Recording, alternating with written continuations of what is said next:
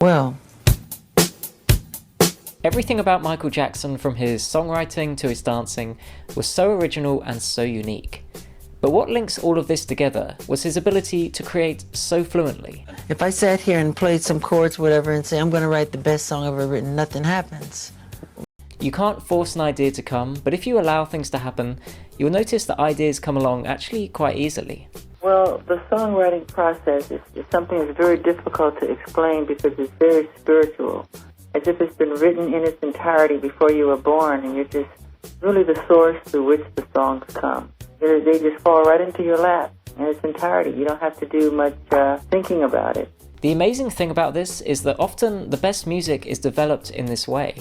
You might think that, sure, loads of ideas will come along, but it still takes lots of work to find the really good ones. But actually, the less thought that goes into it, often the better the result. Now, I remember when I wrote Billie Jean, I was riding in my car down Ventura Boulevard. All I said to myself beforehand, I want to write a song with a great bass hook, you know, and I just let it go, really. And then several days later, you know, the whole Where did that come from? From above. And like the rest of us, for Michael Jackson, overthinking an idea often led to a worse creative result. Take, for example, the introduction of Don't Stop Till You Get Enough. Michael sent me a note.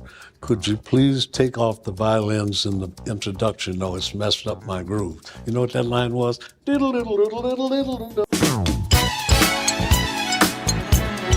said, take it off. Yeah. And you said, No way. That's one of the strongest parts of the introduction.